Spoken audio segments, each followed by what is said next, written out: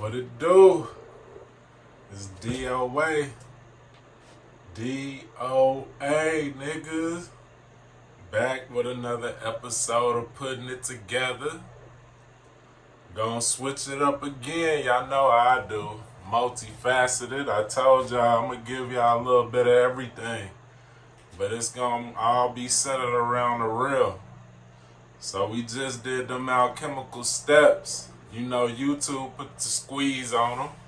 They ain't want y'all to elevate, but go to my page, look them alchemical steps up. When the Most High leads you to it, go seek it out. The knowledge is there. I'm gonna leave it there for y'all. But I see got a lot of intelligent debate on that reading of the Emerald Tablets. So I'm gonna read to y'all. We gonna break down this book of Enoch. It's one of my favorite writings. Something I read a few times in life, and I always get something from it.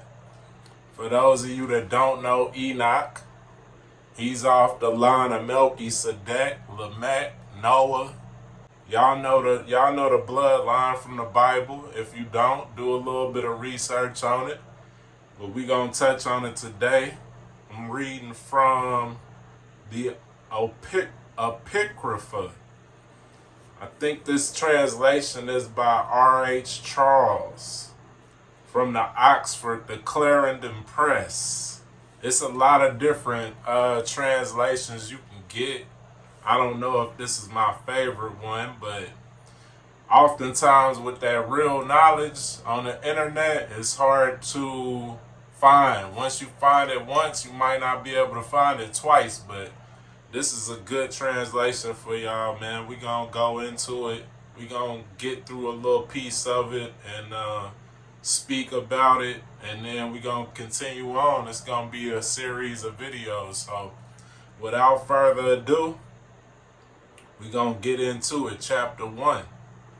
And it reads, "The words of the blessing of Enoch, wherewith he blessed the elect and righteous, who will be living in the day of tribulation, when all the wicked and godless are to be removed. And he took up his parable and said, Enoch, a righteous man, whose eyes were opened by God, saw the vision of the Holy One in the heavens, which the angel showed me. And from them I heard everything, and from them I understood as I saw, but not for this generation, but for a remote one which is for to come.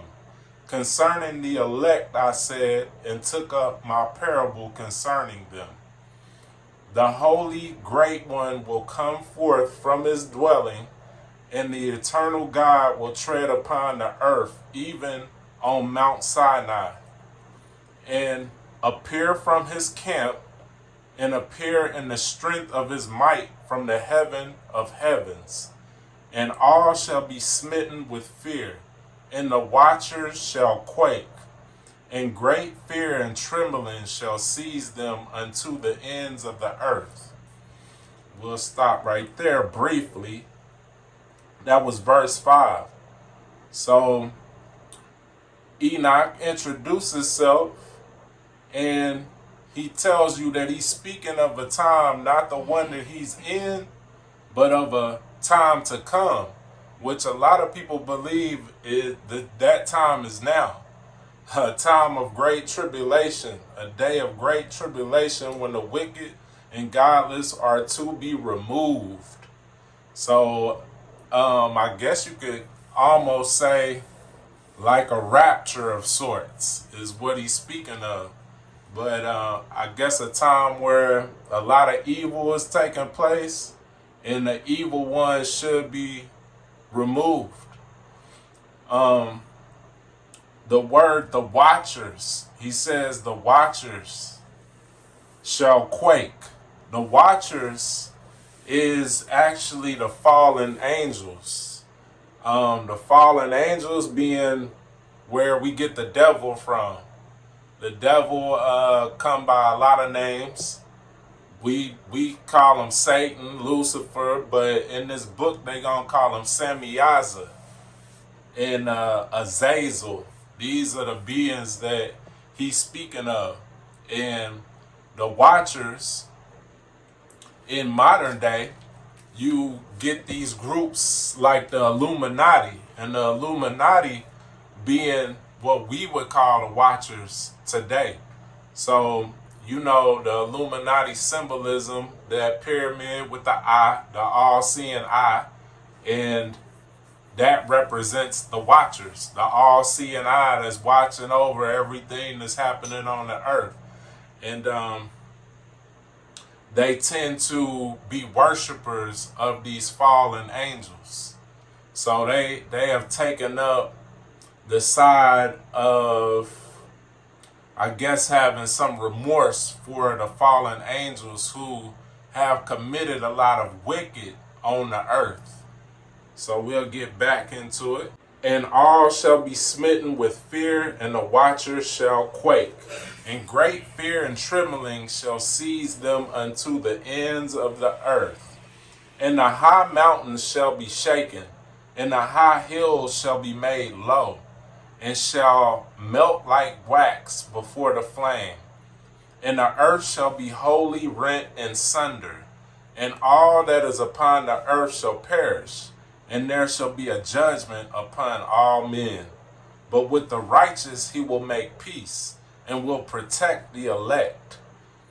And mercy shall be upon them, and they shall all belong to God, and they shall be prospered, and they shall all be blessed.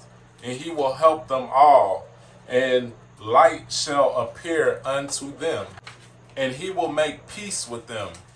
And behold, he cometh with 10,000 of his holy ones, to execute judgment upon all, and to destroy the ungodly, and to convict all flesh of all the works of their ungodliness which they have ungodly committed, and all of the hard things which ungodly sinners have spoken against him.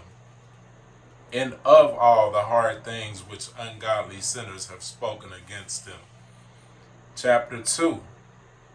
Observe ye everything that takes place in heaven, how they do not change their orbits, and the luminaries which are in heaven, how they all rise and set in order, each in its season, and transgress not against their appointed order. Behold ye the earth, and give heed to the things which take place upon it from first to last, how steadfast they are, how none of the things upon the earth change, but all the works of God appear to you. Behold the summer and the winter, how the whole earth is filled with water, and clouds and dew and rain lie upon it. So in this chapter, he's once again on the as above, so below, telling you to observe all that takes place in the heavens and the natural flow of things. This is showing you that as above, so below. The things in the heaven move in order, and they do not go against that order. So everything is in a perfect balance, so to speak. And this too is true on the earth. This too is true inside each man. And this is what Enoch is telling you to behold. So chapter 3, we'll get into it. Observe and see how in the winter all the trees seem as though they had withered and shed all their leaves, except 14 trees which do not lose their foliage, but retain the old foliage from 2 to 3 years till the new comes. Chapter 4. And again, observe ye the days of summer, how the sun is above the earth over against it. And you seek shade and shelter by reason of the heat of the sun. And the earth also burns with growing heat. And so you cannot tread on the earth or on a rock by reason of its heat. Chapter 5. Observe ye how the trees cover themselves with green leaves and bear fruit. Wherefore give ye heed and know with regard to all his works, and recognize how he that liveth forever hath made them so. And all his works go on thus from year to year forever, and all the tasks which they accomplish for him. And their tasks change not, but according as God hath ordained, so is it done. And behold how the sea and the rivers in like manner accomplish and change not their task from his commandments. But ye have not been steadfast nor done the commandments of the Lord, but ye have turned away and spoken proud and hard words with your impure mouths against his greatness. O ye hard-hearted, ye shall find no peace. Therefore shall ye execrate your days, and the years of your life shall perish, and the years of your destruction shall be multiplied in eternal execration, and ye shall find no mercy. In those days ye shall make your names an eternal execration unto all the righteous, and by you shall all who curse, and all the sinners and godless shall imprecate by you. And for you, the godless, there shall be a curse. And all thee shall rejoice, and there shall be forgiveness of sins, and every mercy and peace and forbearance. There shall be salvation unto them, a goodly light. And for all of you sinners, there shall be no salvation, but on you all shall abide a curse. But for the elect there shall be light and joy and peace, and they shall inherit the earth. And then there shall be bestowed upon the elect wisdom, and they shall all live and never again sin, either through ungodliness or through pride. But they who are wise shall be humbled, and they shall not again transgress, nor shall they sin in all the days of their life, nor shall they die of the divine anger or wrath, but they shall complete the number of days of their life, and their lives shall be increased in peace, and the years of their joy shall be multiplied in eternal gladness and peace all the days of their life. Chapter 6. And it came to pass, when the children of men had multiplied, that in those days were born unto them beautiful and comely daughters. And the angels, the children of the heaven, saw and lusted after them, and said to one another, Come, let us choose us wives from among the children of men, and beget us children. And Samiaza, who was their leader, said unto them, I fear ye will not indeed agree to do this deed, and I alone shall have to pay the penalty of a great sin. And they all answered him and said, Let us all swear an oath, and bind ourselves by mutual imprecations, not to abandon this plan, but to do this thing. Then swear they all together, and bound themselves by multiple imprecations upon it.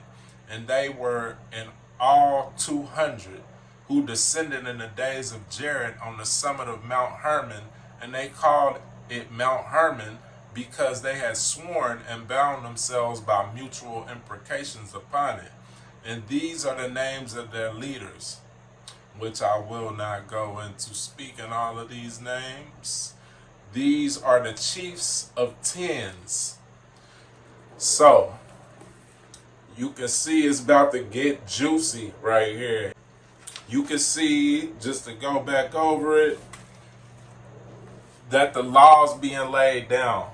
Basically, it's saying those who are observant of what God has created are the elect.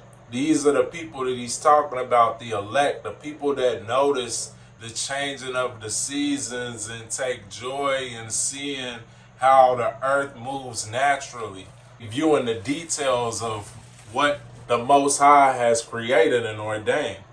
And then, of course, it speaks about those who transgress. And in this last chapter 6, it starts to speak about those fallen angels led by Samyaza and the oath that they took to basically take upon wives of men. So these is gonna get deep because it's speaking about those who are from the heavens. And when we say fallen angels, it's pretty much literally meaning those that's coming from outer space, those that are coming from beyond the earth. And the reason why Samyaza is saying this is a great sin is because one of the rules of where these angels have fallen from is to not take wives with earthly beings. So being from another planet or outside extraterrestrial, they're not supposed to be mixing with the human beings. And that's the children of men is what is called in this book. So they've agreed to go against the laws of where they come from, which is to not take up wives of the children of men, and they're going to do it anyway. And they know that it's a great sin. But the leader, Samyaza, and his League of 200 have decided to basically make an oath and swear that they'll all do this and go against the natural ordained flow of the Most High and break these rules. So this is where a lot of evil has stemmed from. And for those of you that are familiar with the book of Enoch, or even know your Bible pretty good, this is where we get into the making of the giants. So when they take these wives up from the children of men, they create the Titans and unleash some evil on the earth. The Titans, they end up not being able to control, and they need help to control them. This is where the great flood comes into play. So I think that's a good place for us to stop today. Y'all can meditate on that, think about that, and we'll get into chapter 7 when we come back, where it speaks about how they took on these wives and what's to come after they take on these wives. So yeah, I appreciate y'all tuning in. I hope y'all are captivated by this story. This is one of my favorites, so I'm always very intrigued to read it. It's like some juicy tea, for real. But it does speak about our time now, so I feel like it's very relevant. You get to see where things kind of took a turn for the worst and where they're presumed to go from this point on. So yeah, I hope y'all come back, read along with me. I'll post this on the screen so you can read along. And yeah, man, as always, it's peace and love and light, wisdom and insight. As y'all can see, that light is a powerful thing. Even Enoch speaks about it. So we gonna channel this light and fill ourselves with this light and elevate, man. As always, to the next episode, DOA, putting it together. Peace.